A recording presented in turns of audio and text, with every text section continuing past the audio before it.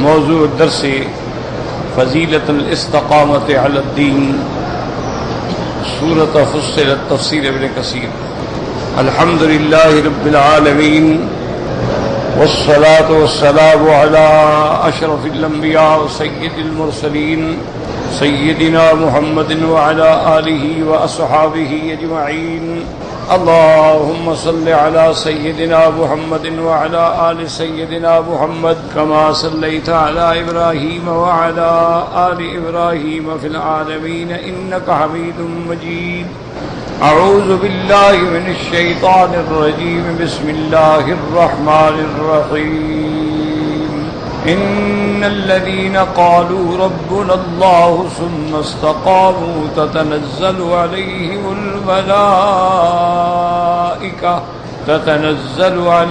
الملائكة ألا تخافوا ولا تحزنوا وأبشروا بالجنة التي كنتم توعدون۔ نحن أولياؤكم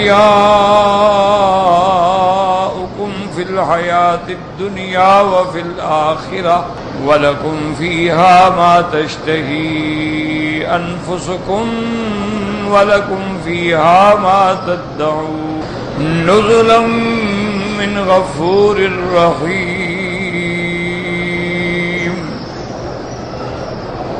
قال المؤلف والمفسر رحمه الله تعالى أدام النفع بعلومه وعلومكم في الدارين آمين، إلى أن قال يقول تعالى إن الذين قالوا ربنا الله ثم استقاموا أن يخلصوا العمل لله وعملوا بطاعة الله تعالى على ما شرع الله لهم۔ اب مفسر رحمۃ اللہ علیہ فرماتے ہیں کہ استقامت کا کیا معنی ہے؟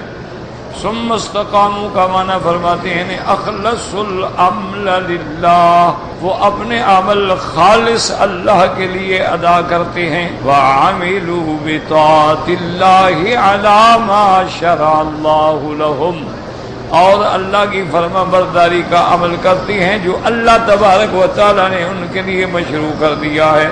تو اللہ کے حکم پر عمل کرتے ہیں اور خالص اسی کے لیے عمل کرتے ہیں۔ اسی لیے صحیح حدیث مبارک میں آتا ہے کہ عمل کے مقبول ہونے کے لیے حضور نے پاک نے فرمایا دو شرطیں ہیں، یعنی عمل تب قبول ہوگا جب یہ دو شرطیں ہوں۔ سب سے پہلی شرط حضور نے فرمایا ان یکون خالصا و ان یکون ثوابا، کہ اللہ کی دربار میں وہ عمل قبول ہوگا جو خالص اللہ کے لیے ہو، اس میں کسی اور کو شریک نہ کرے۔ یہ نہیں ہے کہ بھی اللہ کے لیے بھی ہے اور کسی اور کے، جیسے ہمارے ہاں ایک عام رواج ہے نا، کہہ دیتے او جی خیرات تو اللہ کے لیے ہے لیکن نیاز برائے حسین ہے، تو یہ اللہ کے ساتھ شریک ہو گیا۔ اللہ کے لیے خیرات ہے، اللہ ثواب عطا فرمائے بس، لیکن یہ کہنا کہ نظر برائے خدا اور نیاز برائے فلان اور نیاز برائے، اسی کا نام تو شرک ہے۔ اور شرک کیا ہوتا ہے؟ یعنی آپ نے جو خیرات کی ہے، آپ کی نیت ہے کہ یا اللہ میں اس لیے کر رہا ہوں کہ اس کا ثواب فلاں بزرگ ہستی کو عطا فرما، ان کے درجات بلند فرما، اور اگر میری طرح کا گناہ گار تو اللہ اس کے گناہ معاف فرما۔ تو یہ کہنا کہ اس کے لیے بھی ہے اور اس کے لیے بھی ہے، تو یہ جو ہے نا، یہ اللہ کے ہاں عمل مقبول ہی نہیں ہوتا۔ پہلی شرط یہ ہے کہ ان یکون خالصا، عمل خالص اللہ کے لیے ہو، اور دوسری شرط حضور نے فرمایا کہ ان یکون ثوابا، یعنی موافقا لشریعت رسول اللہ صلی اللہ علیہ وسلم۔ پہلی فرض شرط کیا ہے کہ خالص اللہ کے لیے ہو، اور دوسری شرط یہ ہے کہ وہ عمل موافق ہو شریعت محمد مصطفیٰ کے صلی اللہ علیہ وسلم۔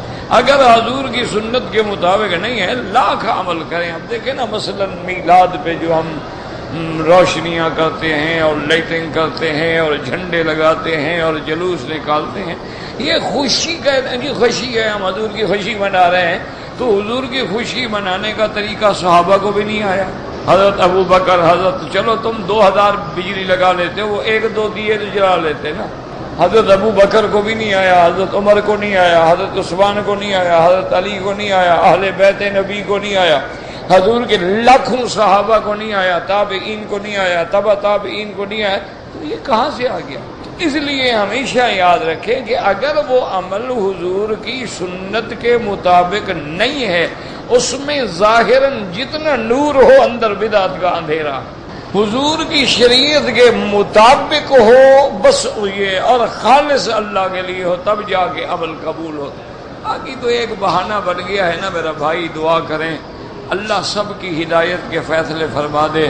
اصل مشکل یہ ہے کہ آج ہر جماعت نے اپنا ایک امیج بنا لیا ہے، ایک نظریہ بنا لیا ہے، ایک طریقہ بنا لیا، اس کو ثابت کرنے کے لیے قرآن بدلنا پڑے، حدیث بدلنی پڑے، اگر مگر کرنی پڑے کرتے رہے۔ حالانکہ ان کو بھی پتہ ہوتا ہے، ان کے جو علماء ہیں، جو پڑھے لکھے لوگ ہیں، ان کو بھی پتہ ہوتا ہے کہ ہم غلط کہہ رہے ہیں، لیکن چونکہ ایک حلقہ بنا چکے ہیں، اب اس کو کیسے توڑیں؟ اسی لیے پورے قرآن میں آپ دیکھ لیں کہ علماء یہود کے بارے میں احبار رہبان، یہ کون تھے؟ عالم اور ان کے پیر، اسی کے بارے میں قرآن کہتا ہے کہ ان کثیرا من الاحبار والرہبان، یہ بہت سارے ان کے مولوی اور ان کے پیر جو تھے، لیاکلون اموال الناس بالباطل، لوگوں کو دھوکے سے ان کے مال ہضم کر۔ آج بھی وہی ہو رہا ہے، کہیں عرس شریف کے نام سے مال وصول ہوتا ہے، کہیں میلاد شریف کے نام سے مال وصول ہوتا ہے، کہیں تعزیہ شریف کے نام سے مال وصول ہوتا ہے، کہیں کونڈو کے نام میں مال وصول ہوتا ہے، کہیں چہلم شریف کے نام سے مال وصول ہوتا ہے۔ بات وہی ہے۔ اس لیے ہمیشہ یاد رکھ لیں کہ آپ کے عمل جو ہیں، مثلا 3 رکعت مغرب کی نماز 3 رکعت ہے، آپ اگر اس کو 60 رکعت پڑھیں تو اللہ منہ پہ مار دیں گے۔ یہ نہیں کہیں گے جی میں نے تو نماز پڑھی ہے نا، قرآن پڑھا ہے، اچھا کام کیا، کوئی برا کام تو نہیں کیا نا جی۔ دیکھو یہ ہے کہ مجھے نماز بڑی پیاری لگتی ہے، میں 3 کے بجے 6 رکعت پڑھوں گا، تو اللہ فرمائے کہ کافر ہو جائے گا کہ اللہ کے حکم کو اور رسول کے حکم کو بدلنا چاہتے ہو۔ 3 ہیں وہ 4 نہیں ہو سکتے۔ فجر کی 2 رکعت فرض ہے، وہ 2 کے کبھی 3 نہیں ہو سکتے۔ تو اس لیے ہمیشہ یاد رکھیں کہ جو بھی کام کریں نا، دیکھ لو اللہ کے لیے ہے خالصانہ۔ اچھا یہ کام پہلے قرآن میں، حدیث میں، اجماع میں، قیاس میں کہیں ثابت ہے؟ حضور سے، صحابہ سے کسی جگہ ثابت ہے؟ ٹھیک ہے، نہیں ثابت ہے تو غلط، بس سیدھی سی بات۔ اس میں تو نہ کوئی جھگڑے کی ضرورت ہے، نہ کوئی پارٹی بازی کی ضرورت ہے، نہ کوئی فرقہ بندی کی ضرورت ہے۔ دیکھو نا جی، اب مثلا اذان سے پہلے صلاۃ والسلام، کوئی جھگڑا نہیں بھئی، اگر حضرت بلال نے پڑھے ہیں ٹھیک ہے، ساری زندگی جو حضرت بلال حضور کے سامنے اذان دیتے رہے، ان کو تو صلاۃ والسلام پڑھنا نہیں آیا۔ پھر حضرت ابو بکر کا زمانہ گزرا، حضرت عمر، حضرت عثمان، حضرت علی، یہ خلفاء کا زمانہ، کسی ایک نے صلاۃ والسلام پڑھے اذان سے پہلے؟ نہیں پڑھے ہیں، بدعت ہے۔ پڑھے ہیں، سنت ہے، کوئی جھگڑا نہیں، کوئی لڑائی نہیں۔ لڑائی تو جاہل کرتا ہے نا کہ جب دلیل نہ ہو تو ڈڈا، پڑھا لکھا آدمی کیوں جھگڑے؟ اس کے بعد ایک دلیل ہوتی ہے کہ بھئی آپ جنازے کے بعد دعا مانگتے ہیں۔ حضور پاک نے کتنے جنازے پڑھائے زندگی میں؟ کیا حضور نے جنازے کے بعد الگ پھر دعا کی؟ ایک دعا مانگو، دوسری مانگو، پھر تیسری مانگو؟ اگر مانگی ہے ٹھیک ہے، بس کوئی لڑائی نہیں۔ اور اگر نہیں مانگی ہے تو کیوں بدعت کر کے گناہ کر رہے ہو؟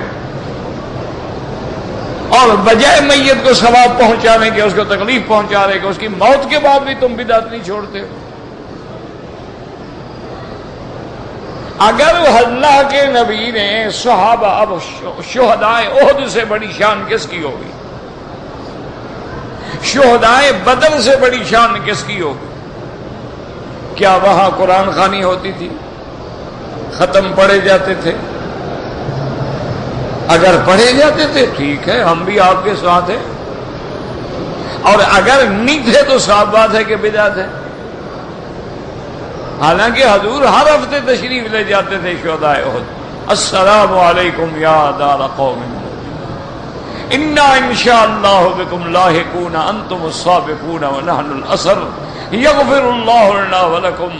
ان کے لیے دعا مانگ کے واپس تشریف لے آتے، نہ سجدہ، نہ ہاتھ باندھنے، نہ چوکٹ چومنی، نہ قبروں کی مٹی کھانی، نہ ان پہ غلاف ڈلوانے، نہ پھولوں کی چادریں چڑھوانی، یہ تو سارے یہ تو غیر مسلموں کی رسمیں ہیں، یہ تو ہندوؤں کی رسمیں ہیں۔ جو اللہ کا ولی قبر میں ہونے کے باوجود بھی جنت میں ہے، اس کو تیرے پھولوں کی کیا ضرورت ہے؟ اور اگر نہ کرے وہ جہنم میں ہے تو تیرے پھول اس کو کیا فائدہ دے سکتے؟ اسی لیے ہمیشہ یاد رکھو اسی لیے استقامت کا معنی کیا کیا علماء نے؟ اخلص العمل للہ، کہ طواف ہے اللہ کے لیے، عمرہ ہے اللہ کے لیے ہے، حج ہے اللہ کے لیے ہے، نماز ہے اللہ کے لیے ہے، نفل ہے اللہ کے لیے، اور کوئی لفظ نہ آئے ادھر ادھر سے۔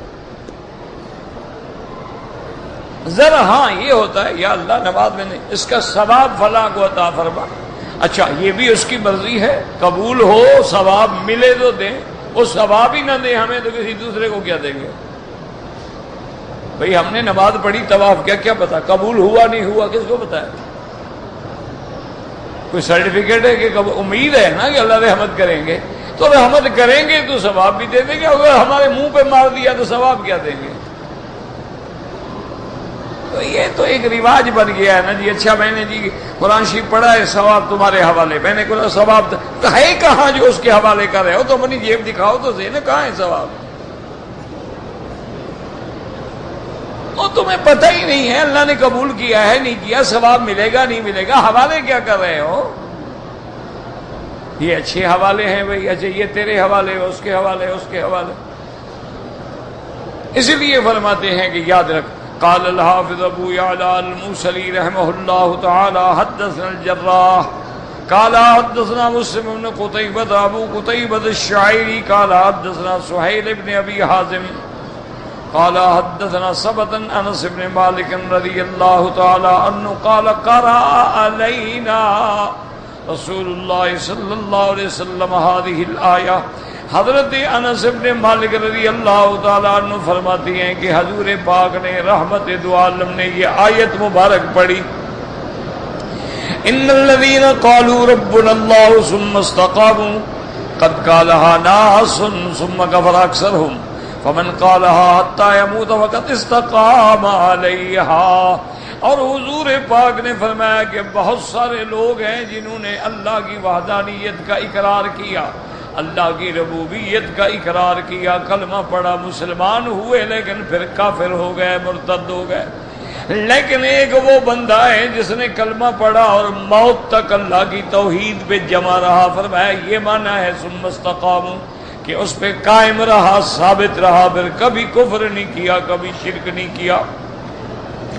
وقد رواه النسائی فی تفسیرہ والبزار وابن جریر عن عمرو بن علی الفلاس عن مسلم بن قتیبة به وقد رواه ابن ابی حاتم عن نبی الفلاس به ثم قال ابن جریر حدثنا ابن بشار قال حدثنا عبد الرحمن قال حدثنا سفیان عن نبی اسحاق عن عامر بن سعید عن سعید بن عمران قال قرأت عند ابی بکر الصدیق رضی اللہ تعالی عنہ هذه الآیہ ان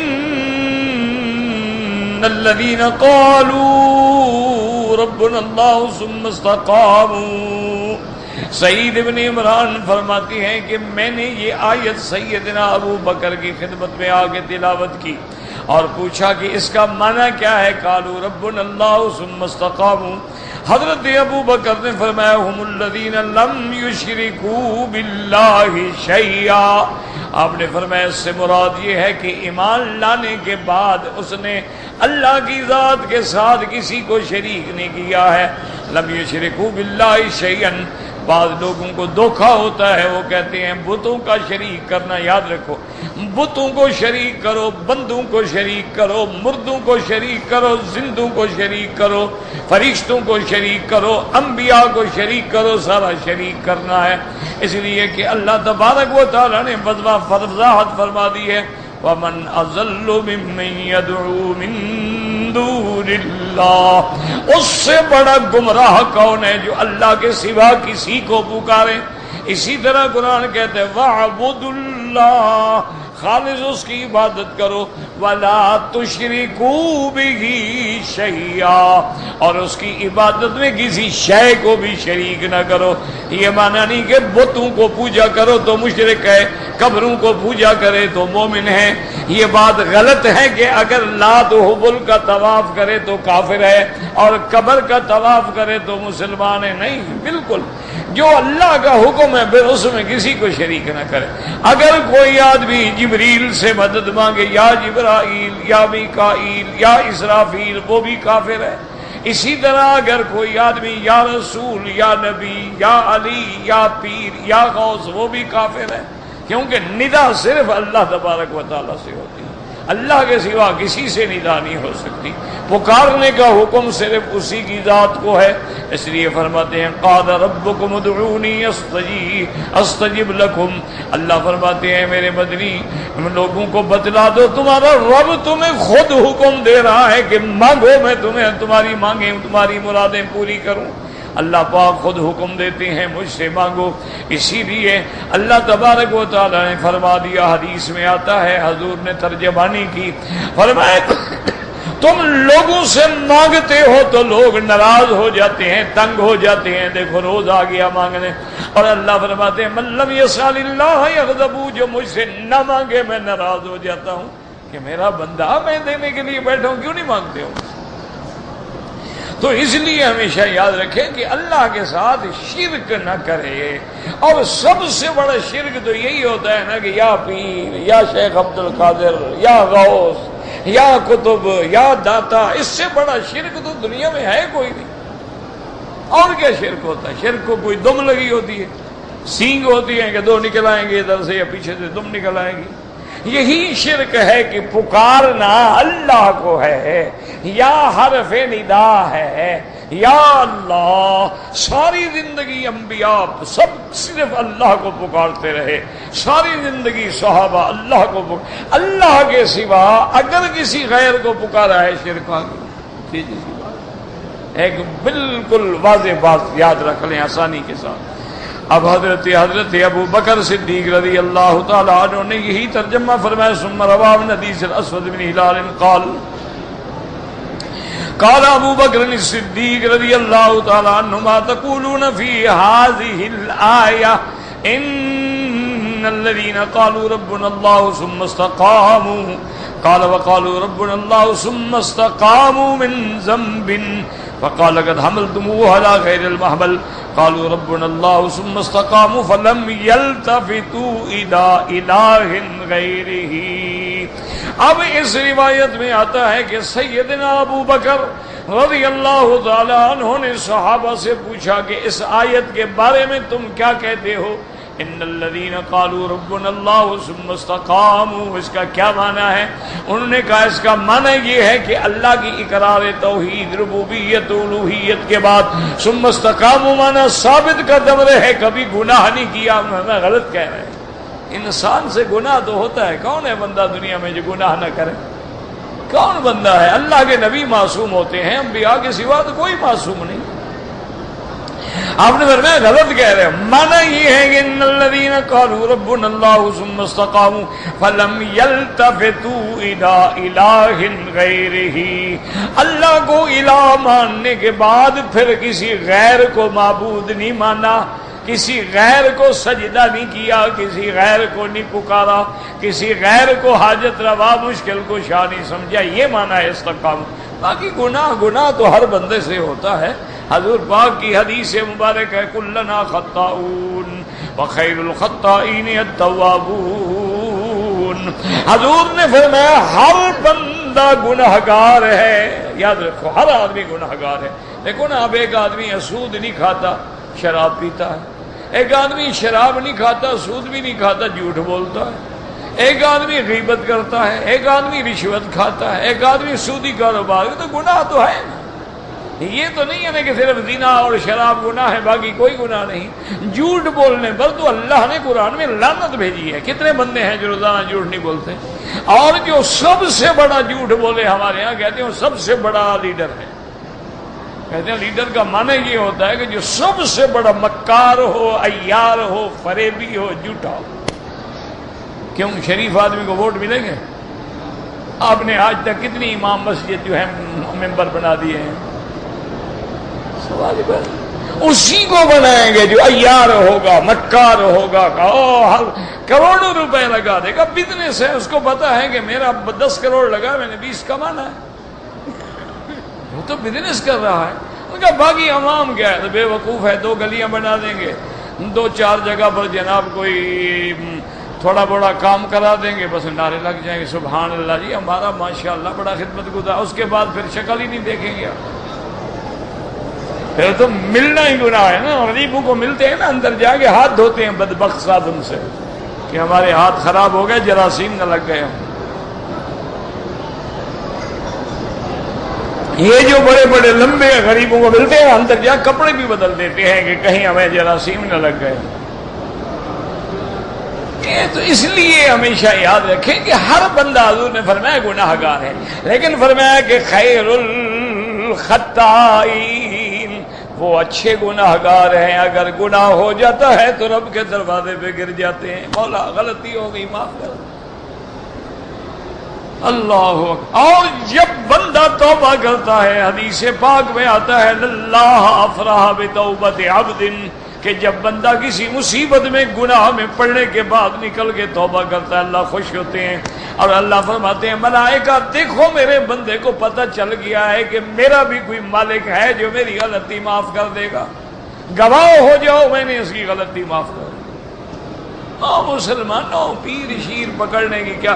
دیکھو ایک آسان سی حدیث یاد کر لو، ساری زندگی انشاءاللہ نجات ہے. اور کتنا آسان ہے، یعنی ایمان سے کہیں کہ 10 منٹ بھی نہیں لگتے. آج آپ کو ایک حدیث مبارک میں یاد کروا دیتا ہوں، بس آپ خود پیر بن جائیں، خود ولی بن جائیں، خود بزرگ بن جائیں. ضرورت کیا ہے کسی اور کو ڈھونڈنے کی؟ ہر مومن ولی ہوتا ہے. ولی مانا اللہ کا دوست. اللہ ولی الذین آمنوا، اللہ ہر ایمان والے کا دوست ہے. آسان سا عمل ہے اور 10 منٹ بھی نہیں لگتے. حضور اور اتنا بڑا عمل ہے جو حضور نے اپنی سب سے پیاری بیٹی، اپنے جگر گوشہ سیدہ فاطمہ الزہرا کو بتلایا. ایک دفعہ حضور کی خدمت میں غلام آئے، عبد آئے، تو حضور نے تقسیم کی ہے. بی بی فاطمہ کو پتہ چلا تو بی بی فاطمہ بھی حضور کے گھر آئی کہ میں بھی جا کے عرض کروں گی یا رسول اللہ کوئی ایک خادم مجھے بھی دے دو گھر کے کام کے لیے. اب پانی بھی مجھے بھرنا پڑتا ہے، مشکیتے بھر کے لانے پڑتے ہیں، گھر کی صفائی کرنی پڑتی ہے، پھر کھانا پکانا پڑتا ہے، چکی پیسنی پڑتی ہے. میرے تو ہاتھوں میں گٹھے پڑ گئے ہیں اور مشکیتے اٹھا اٹھا کے سارے میرے کندھوں پہ داغ پڑ گئے ہیں. اب جب بی بی آئی تو اتفاق یہ ہے کہ میرے آقا موجود نہیں تھے، بی بی عائشہ تھی. تو انہوں نے کہا حضور تو ابھی نہیں آئے. انہوں نے کہا بس میں اس لیے حاضر ہوئی تھی، اور جب حضور آ جائیں تو میری درخواست پہنچا دیں. سیدہ عائشہ صدیقہ نے جب حضور آئے تو کہا کہ جاءت فاطمہ، بی بی فاطمہ آئی تھیں اور ان کا یہ مطالبہ ہے اور بڑا جائز مطالبہ ہے. آپ سب کو غلام دے رہے ہیں تو اپنے گھر والوں کو، اپنی اولاد کو نہیں دیتے. حضور پاک اسی وقت اٹھے رات کو. بی بی فاطمہ فرماتی ہیں کہ حضور ہمارے گھر میں اس وقت آئے جب ہم اپنے بستر پہ لیٹ گئے تھے. حضرت علی اور بی بی فاطمہ ہم لیٹے ہوئے تھے. حضور آئے تو ہم حیران ہو گئے. ہم اٹھنے لگے، فرمایا اللہ رسولکم، اسی طرح لیٹے رہو.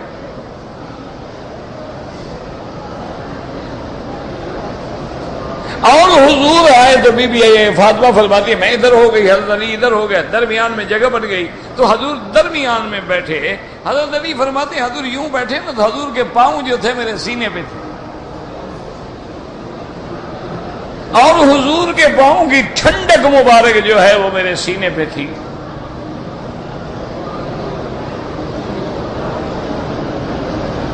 اللہ اکبر. تو بیٹھنے کے بعد فرمایا فاطمہ تمہاری درخواست مجھے مل گئی ہے.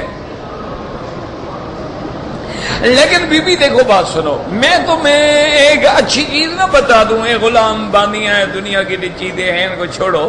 سبحان اللہ سبحان اللہ سبحان اللہ، ہر نماز کے بعد 33 دفعہ الحمدللہ الحمدللہ الحمدللہ 33 دفعہ، اللہ اکبر اللہ اکبر اللہ اکبر 33 دفعہ۔ حضور نے فرمایا 99 یہ ہو گئے 99 و تمام المئات، اب اس کو 100 پورا کرنا ہے۔ لا الہ الا اللہ وحدہ لا شریک لہ لہ الملک ولہ الحمد وہو علی کل شیء قدیر۔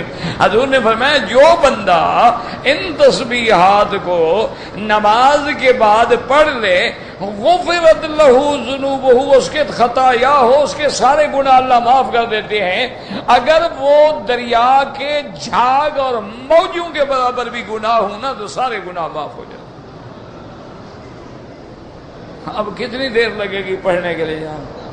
نہ کالا بکرا دینا پڑتا ہے، نہ جناب کوئی مرغا دینا پڑتا ہے، نہ کوئی اٹا گھٹا چڑھانا پڑتا ہے، نہ کوئی چادریں ڈالنی پڑتی ہیں، نہ کوئی پیدل نماز پڑھی سبحان اللہ سبحان اللہ سبحان اللہ، کتنی دیر لگے؟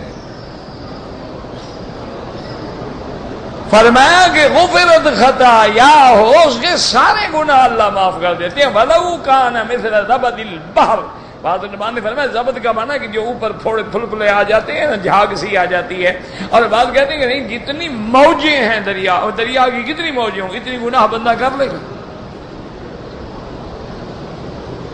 تو معنی یہ ہے کہ بالکل پاک صاف ہو جائے گا، گناہوں سے صاف ہو جائے گا۔ اچھا جب تم گناہوں سے پاک ہو جاؤ گے، دیکھو نا میرا بھائی، ایک بچہ ہے، ٹھنڈے دل سے سمجھا کرو، ایک بچہ ہے انسان کو کتنا پیارا ہے۔ اولاد سے بڑی چیز کیا ہوتی ہے؟ والدین اولاد کے لیے تو برباد ہو جاتے ہیں نا۔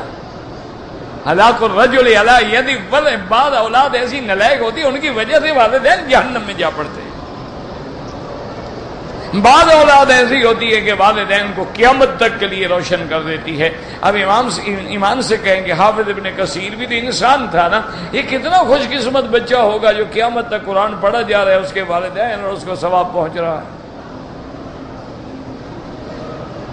تو اس لیے ہمیشہ یاد رکھیں کہ اولاد ہے، محبوب ہے، پیارا ہے، لیکن اگر آدمی نے پیار سے اٹھایا، بچے کو پیار کر رہا ہے، چومتا ہے، ایک بچہ ہے اللہ نے دیا ہے، خوبصورت بھی ہے، لیکن اگر وہ پخانہ کر دے گندگی، اس کی ماں کو بولے گا جلدی کرو جلدی کرو، دیکھو سارے میرے کپڑے بھی تباہ ہو گئے، دور کرو، لے جاؤ اس کو، جلدی کرو لے جاؤ لے جاؤ۔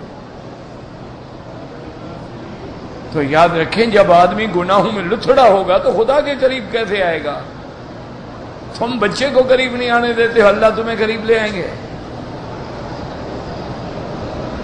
اور پاک ہونے کا بھی اللہ نے دروازہ بتلا دیا، نبی پاک نے سمجھا دیا کہ 5 دفعہ وضو کرتے ہو گناہ جھڑ گئے، مسجد چل کے آ رہے ہو گناہ جھڑ گئے، مسجد میں نماز پڑھ کے دوسری نماز کے لیے بیٹھ گئے ہو گناہ جھڑ گئے، ہر نماز کے بعد تسبیحات پڑھنی گناہ جھڑ گئے، تاکہ بندہ پاک ہو جائے، رات کو پاک ہو کے سوئے۔ کہیں ایسا نہ ہو کہ موت آئے اور وہ گندگی میں پڑا ہو، موت آئے اور نشے میں پڑا ہو، موت آئے وہ زنا میں پڑا ہو، موت آئے وہ فلمیں گندی دیکھ رہا ہو، تو پھر ایسی موت سے اللہ معاف کرے۔ اسی لیے حضور نے دعا مانگی، اللہم انی اعوذ بک ان جہد البلاء ودرک الشقاء وسوء القضاء، اللہ ہمیں سوء قضاء سے بچا۔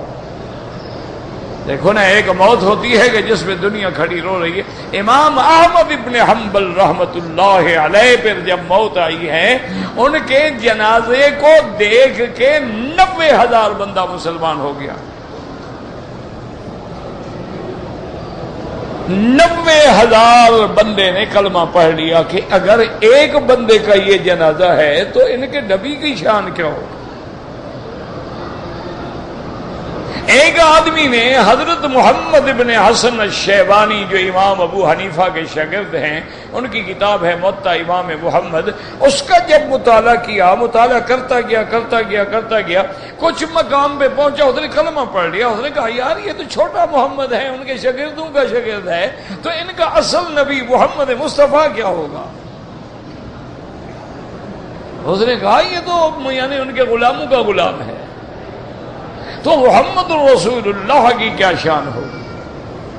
لیکن مہربانی کریں اپنے آپ کو تبدیل کریں. دیکھیں نا آدمی یورپ جاتا ہے، باہر کے ملکوں میں جاتا ہے، واپس آتا ہے، سوٹ پہنتا ہے، ٹائی لگاتا ہے، جین پہنتا ہے، اور جناب وہ بال اسی طرح بنواتا ہے، لباس اسی طرح پہنتا ہے، چاہے دیکھنے میں بندر نظر آئے لیکن وہ ان کی نقل ضرور کرتا ہے. تم مکے مدینے آ کر بھی محمد مصطفیٰ کی شکل نہیں بناتے ہو. کچھ تو احساس کرو نا. پھر یہ عمرہ کیا کوئی حکیم نے لکھا ہے کہ 1 پاؤ گازبان، 1 عدد عمرہ، 4 عدد طواف، 1 دفعہ زیارت، بس پاک ہو گئے؟ یہ کہاں لکھا ہو؟ اگر تمہارے اندر کوئی تبدیلی نہیں آئی تو سمجھ لو بدھو جیسے آئے تھے ویسے گھر گئے. اگر بے نماز نمازی نہیں بنا، اگر تمہارے چہرے پہ محمد مدنی کا نور نہیں آیا سنت کا، اگر تمہیں نماز پڑھنے کا طریقہ ہی نہیں آیا، اگر تم نے مکہ مدینے کی زیارت کرنے کے بعد وہ محبت کے مناظر، وہ سرکار دو عالم کی شان کو اندر نہیں بسایا، اور مکہ مدینے میں آ کر اپنی آنکھوں سے دیکھا ہے کہ یہ کعبہ ہے، یہ حجر اسود ہے، رکن یمانی ہے، یہ صفا ہے، یہ دار الندوہ ہے، کیسے میرے مدنی پاک مشرکین نے ستایا، کیسے کیسے صحابہ کو انہی پہاڑوں پر لٹایا گیا، کون سا پہاڑ ہے جس کے ایک ایک پتھر پہ صحابہ کا خون نہیں گرا ہے. یہ سب دیکھنے کے بعد بھی قبروں پہ سجدے کرتے رہے تو عمرے پہ آنے کا فائدہ کیا ہے؟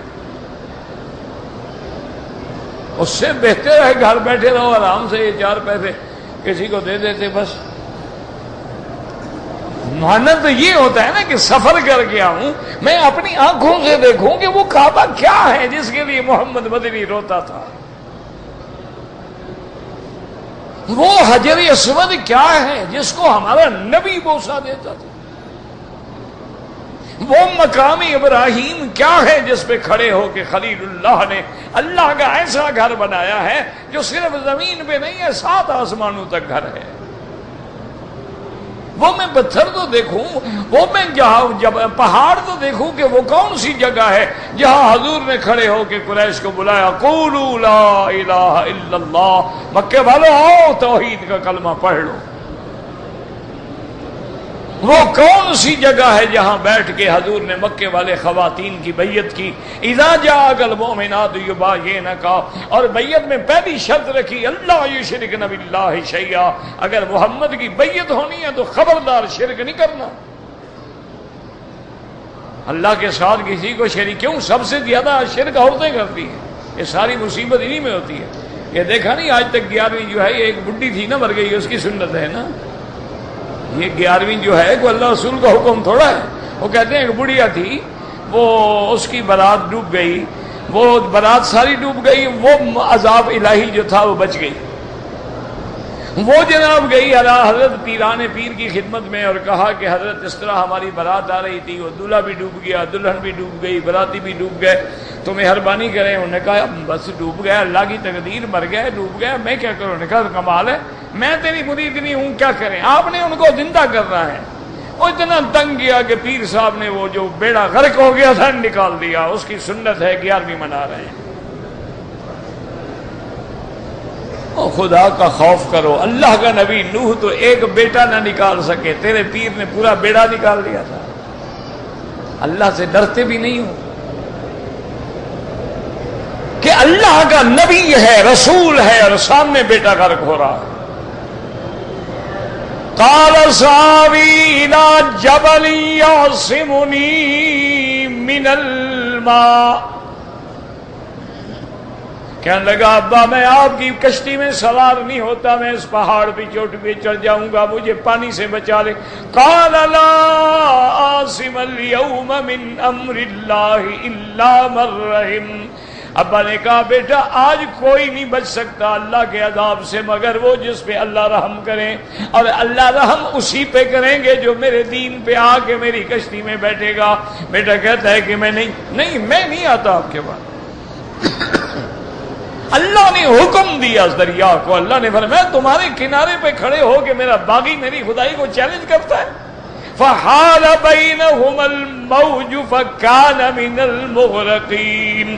ایک لپیٹ لگی اور جناب وہیں اب ڈوب رہا ہے. اللہ کا نبی تو ایک بیٹے کو نہیں نکال سکتا ہے، تمہارے پیر نے پورا بیڑا نکال لیا. خدا کا خوف کرو، اللہ سے ڈرو.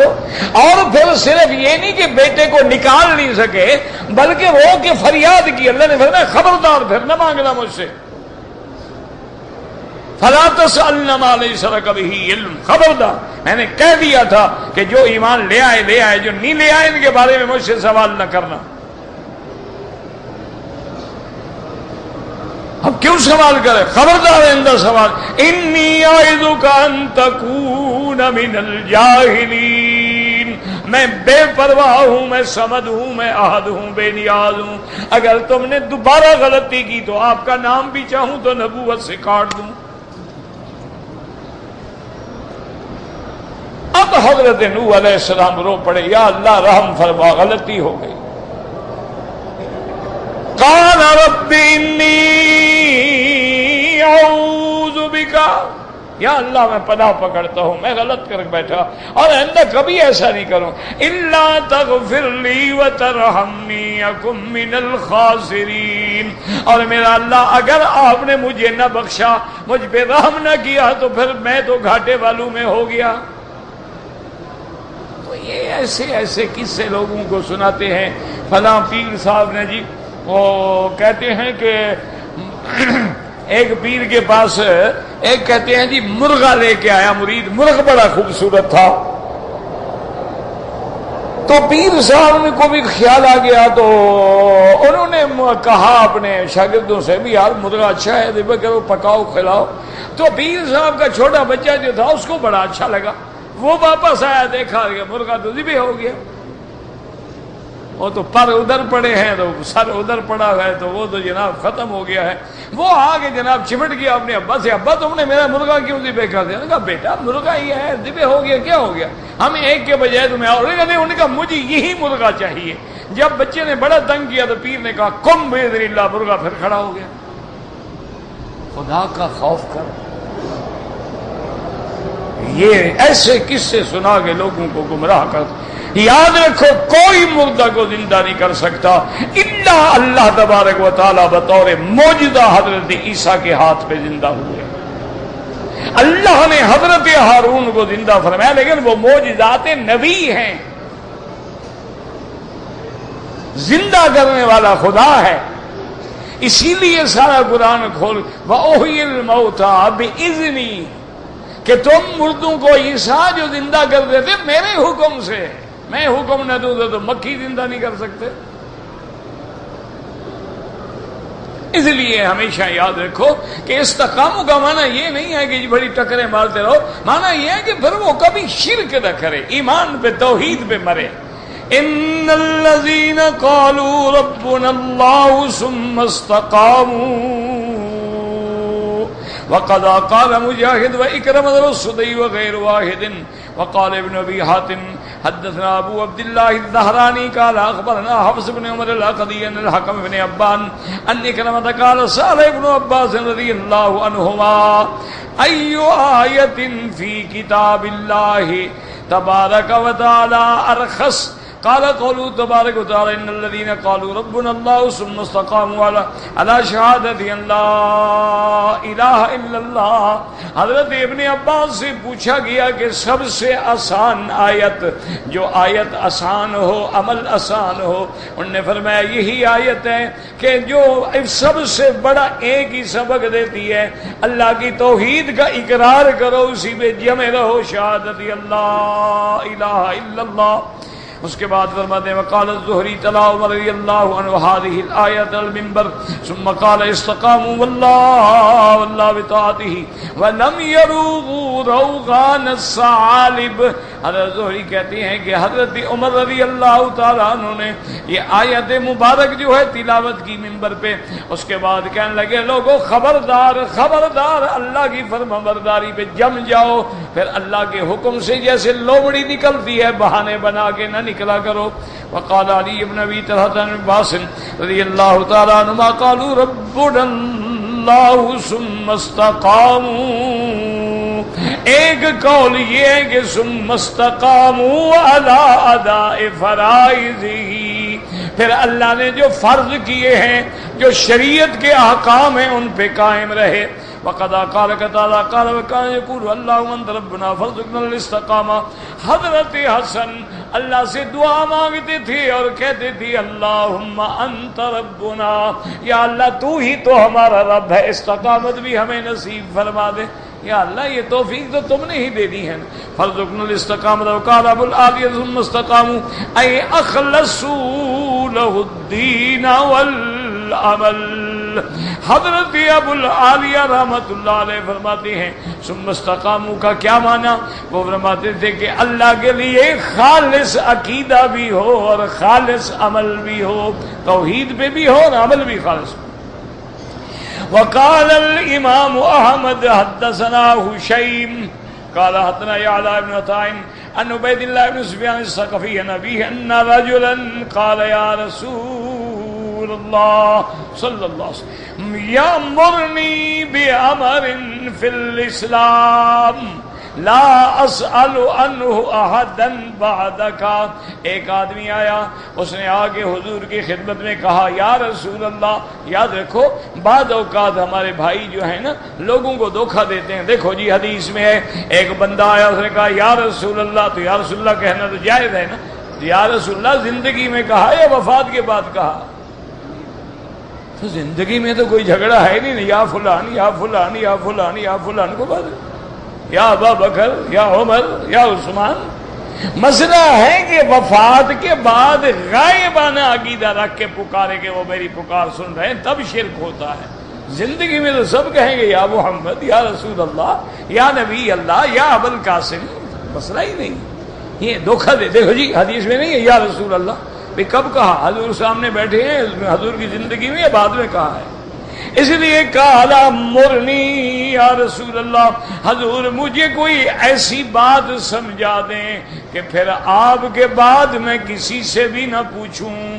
قال قل آمنت باللہ ثم استقم قلت فما تقی او ما الى لسانہ رواہ النسائی من حدیث شعبۃ یعلی متعین بہ۔ آپ نے فرمایا آمنت باللہ ثم استقم، اللہ پر ایمان لاؤ پھر اسی توحید پہ جم جاؤ۔ اس نے کہا حضور یہ تو ٹھیک ہے، لیکن کس چیز سے بچوں، کس چیز کی حفاظت؟ ربان کا خیال رکھو، اس کو قابو رکھنا۔ ایک قابو آ گئی تو سمجھو سب کچھ قابو آ گیا ہے، پھر آدمی بچ جاتا ہے۔ اسی لیے بلکہ ایک حدیث میں بھی آتا ہے، حضور نے فرمایا من یضمن لی بین لحییہ و بین فخذیہ، حضور نے فرمایا جو بندہ مجھے ضمانت دے کہ یہ دو یعنی لحییہ دو ہڈیوں کے درمیان میں جو زبان ہے اس کی بھی حفاظت کرے، اور دو ٹانگوں کے درمیان میں جو شرمگاہ ہے اس کی بھی حفاظت کرے، گناہ نہیں کرے گا، فرمایا میں اس کی جنت کا ذمہ دار۔ اللہم ارزقنا الجنت بغیر حساب۔ دعا کریں اللہ ہمیں بھی جنت عطا فرما دیں، اور دعا کرو کہ بغیر حساب کے عطا فرما دیں۔ اللہم ارزقنا الفردوس الاعلی، اللہم اشفنا واشف مرضانا ومرضى المسلمین۔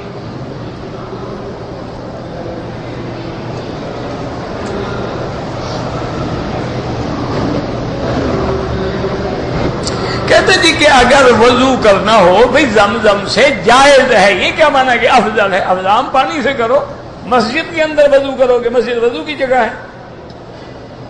وکل کرو۔ یہ تو بے وقوفی ہے کہ مسجد کے اندر کھڑے ہو کے وضو کرتے ہیں۔ یہ تو حالات ہیں بھی خدا نہ ہارے کہ انہیں پینے کے لیے بنایا، وضو کے لیے نہیں بنایا۔ لیکن کوئی حج ہے، رش ہے، رمضان ہے، بندہ نہیں جا سکتا ہے، پھر نماز نہ جانے کا تو چلو کوئی جلدی بس کر لے، ورنہ باہر جائیں، باہر حمامات میں جا کے وضو کریں۔ اگر کوئی آدمی نماز میں صرف سورۃ فاتحہ پڑھے نہیں ہوگی نماز، چونکہ مازاد الفاتحہ فصاعدا سورت تو ملا نہیں ہوگی، سورت نہیں ملائے گا نماز کیسے ہوگی؟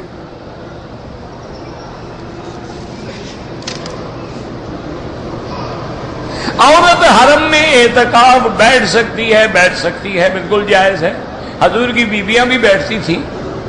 لیکن دیکھنا چاہیے کہ کیا انتظام ہے، اہتمام ہے، کھانا ہے، پینا ہے. پھر اکیلی عورت ہے بیچاری، پھر اس نے حمام میں جانا ہے، آنا ہے. اگر یہ انتظامات ہیں تو منع نہیں ہے.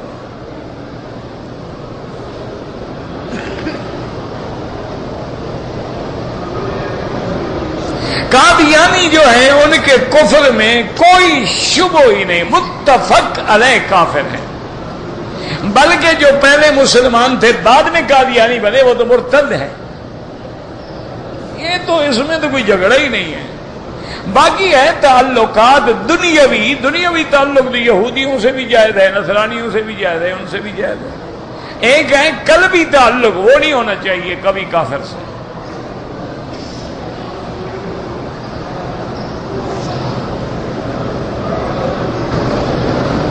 کہتے جی کہ عورتیں اگر مکہ مکرمہ میں ہیں ان کا اپنے گھر میں نماز پڑھنا افضل ہے یا حرم میں؟ گھر میں پڑھنا افضل ہے.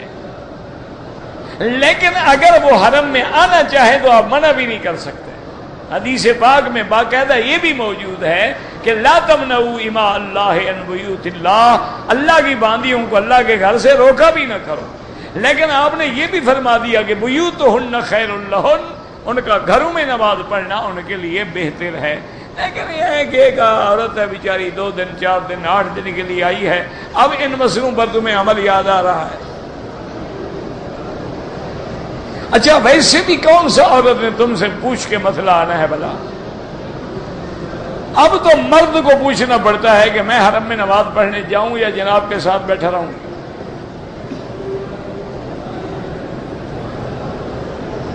اگر کوئی آدمی ہے معذور ہے، ویل چیئر پہ ہے، اب میں اس کو عمرہ کروا رہا ہوں تو آپ اپنی بھی نیت کر لیں، طواف کرائیں، آپ کا بھی ہو جائے گا، اس کا بھی ہو جائے گا.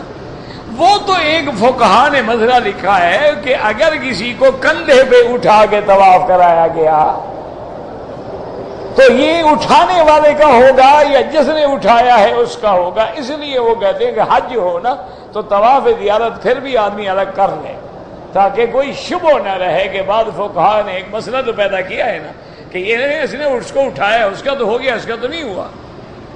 یہ تو اس کو اٹھانے کی نیت سے آیا تھا نا، اپنا کرنے تھوڑا آیا تھا.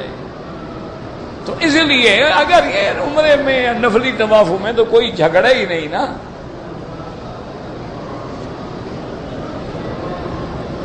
لائف انشورنس کمپنی ہو یا کوئی انشورنس کمپنی ہو، اس میں کام نہیں کرنا چاہیے. نہ بینک میں نوکری کریں نہ انشورنس میں کریں، کیونکہ بینک میں سود ہوتا ہے اور انشورنس کمپنی میں دونوں چیزیں ہوتی ہیں، سود بھی ہوتا ہے، جوا بھی ہوتا ہے.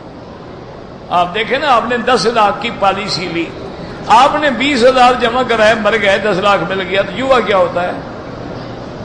جوا یہی تو ہوتا ہے نا کہ 100 کا پتہ لگایا تو 1000 مل گیا، یہ جوا ہے.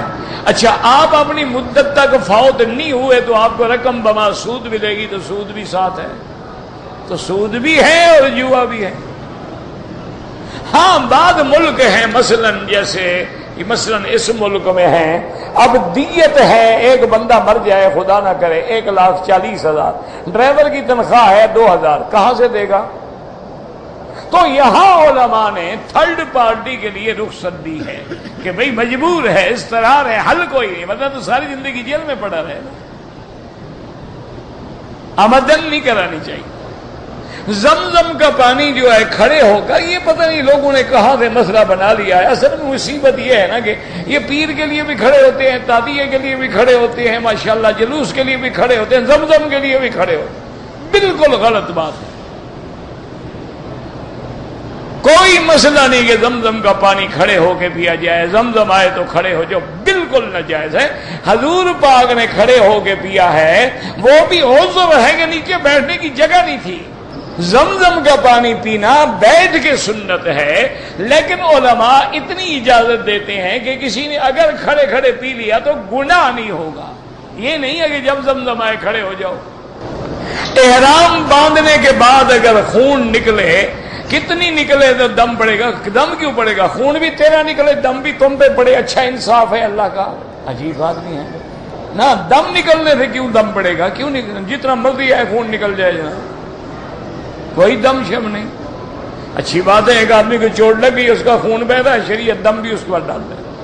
طواف کے جب 7واں چکر ختم ہو پھر بھی اللہ اکبر وللہ الحمد۔ عصر کے بعد طواف کر کے 2 رکعت طواف جو ہے افضل یہ ہے مغرب کے بعد پڑھیں۔ اگر کوئی جانا ہے، کوئی سفر ہے، وجہ ہے، پڑھ لیں، کوئی مسئلہ نہیں۔ اگر ایک بچہ بڑا روتا ہے، صبر نہیں کرتا، عورت اٹھا کے نماز پڑھے، کوئی حرج نہیں، مجبور ہے۔ کہتے ہیں جی ہم تو لوگ آپ کا درس سننے کے لیے آتے ہیں، کچھ لوگ آپ کے درس میں ہمیشہ جو بیٹھنے والے ہیں ان کو اللہ نے پتہ نہیں کوئی ایسی کرخت اور سخت زبان دی ہے کہ وہ ایسے جھڑکتے ہیں، اللہ معاف کرے، جیسے ہم کوئی گناہ کر کے پھنس گئے ہیں۔ تو بھائی اصل بات یہ ہے کہ جتنے بیٹھے ہیں دیکھ لو، یہ سارے ریٹائرمنٹ کی عمر کے لوگ ہیں۔ جب آدمی ریٹائر ہو جائے تو دماغ تو جواب دے جاتا ہے نا، آپ بھی برداشت کیا کریں نا۔ من عمر نکسو فی الخلق، جب آدمی بوڑھا ہو جاتا ہے تو بچہ ہو جاتا ہے، پاگل ہو جاتا ہے۔ ان کا کیا قصور ہے بیچاروں کا؟ پرزے لوز ہو گئے ہیں، کیا کریں؟ تم نوجوان تو پڑھتے نہیں ہیں، پھر بھی یہ بیچارے بوڑھے لگے ہوئے تو ہیں۔ ہم میاں بیوی بہت جھگڑتے ہیں، اچھی بات ہے، جھگڑا نہ ہو تو مزہ کیا آئے گا؟ اللہ کے بندے نہ جھگڑا کریں، اور اللہ کے نام ہے، یاد کر لو، 2 نام ہیں اللہ کے، یا لطیف ہو یا ودود، یا لطیف ہو یا ودود۔ یہ میاں بھی پڑھے، بیوی بھی پڑھے، اور اللہ سے دعا کریں کہ اللہم الف بین قلوبنا واصلح ذات بیننا۔ کیوں؟ گھر میں لڑائی ہو تو برکت ختم ہو جاتی ہے، رزق میں برکتیں اٹھ جاتی ہیں۔ گھر میں لڑائی ہو تو بندے کے منہ سے بعض اوقات نعوذ باللہ نازیبہ کلمات نکل جاتے ہیں۔ انسان ہے نا، بالکل نہ لڑا کریں۔ اور اصول یہ ہے کہ جب ایک لڑے دوسرا برداشت کر لے، اگلا ابھی کبھی تو شرمندہ ہوگا نا۔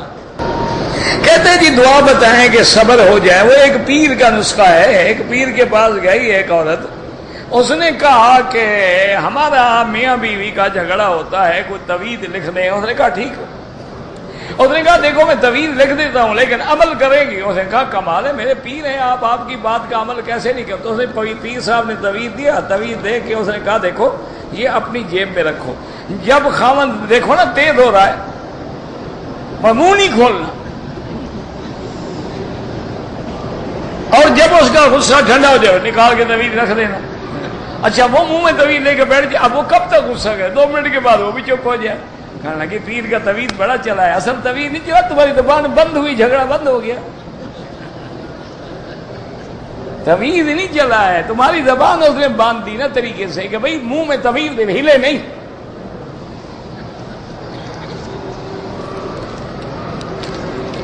او یار اتنا لمبا توید، اگر آپ قرض ہے موت آ جائے ادا کرنا ہوگا، یا زندگی میں ان سے معافی مانگو۔ جن کا قرضہ ہے ان کے پاس جاؤ، ان کو کہو میں نہیں ادا کر سکتا، خدا کے لیے مجھے معاف کر دو۔ یا کوئی اپنی زمین ہے، جائیداد ہے، جب تک چاہے آپ ادا نہیں کریں گے قرضہ نہیں معاف ہوتا۔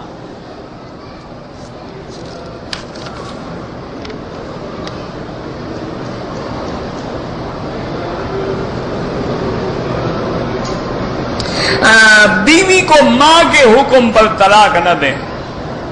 وہ جہیز کم لائی ہے، ماں چڑھتی ہے، بالکل ایسی باتوں میں والدین کا کہنا نہ مانے۔ بیوی کو علیحدہ رکھیں، اس کا حق ہے۔ اگر وہ آپ کی فرما بردار ہے، آپ کے تعلقات ٹھیک ہے، بالکل ماں باپ کے کہنے سے طلاق نہ دیں۔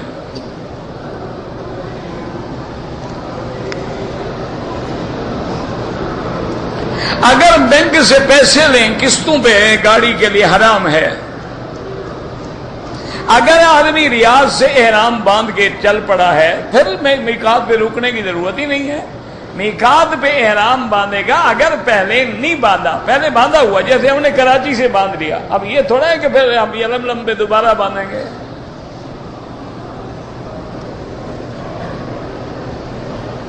اگر ایک آدمی 2 چادریں باندھ کے ہوٹل سے مسجد عائشہ چلا گیا، وہاں جا کے نیت کی، کوئی بات نہیں، چادریں باندھنے کا نام تو احرام نہیں ہے نا، احرام تو نیت کا نام ہے۔ 2 چادریں باندھ کے تم سارا دن پھرتے رہو، یہ احرام تھوڑا ہے۔ جوگی تو سارا سال 2 چادروں میں رہتے ہیں، وہ احرام باندھے ہوئے ہوتے ہیں۔ زمزم لے جائیں اور پانی میں ملا دیں، کوئی حرج نہیں ہے، بلکہ علاقے کے کنویں میں ڈال دیں، لوگوں سے کہیں کہ پیتے رہیں۔ اللہ کے بندے تھوڑا تھوڑا دو، جتنا ہے خالص دو، ہر بات میں ملاوٹ تو نہ کرو نا۔ تم تھوڑا دو دو قطرے دے دو، کبھی میری بات یہی ہے۔ اب میں یہ تو نہیں کر سکتا تھا کہ وہاں سے 2000 لیٹر پانی لے آؤں، 10 لیٹر 20 لیٹر لے آ، کتنے آدمیوں کو دوں گا؟ چھوٹا چھوٹا ایک گھونٹ دے دیا برکت کے لیے، وہ پی لیں بس۔ اللہ کے نبی کو عالم الغیب یا حاضر ناظر سمجھنا کفر ہے، کفر، چھوٹا موٹا گناہ نہیں، بندہ کافر ہو جاتا ہے۔ میری بیٹی پر جادو ہے، جادو کا علاج اللہ کا قرآن ہے۔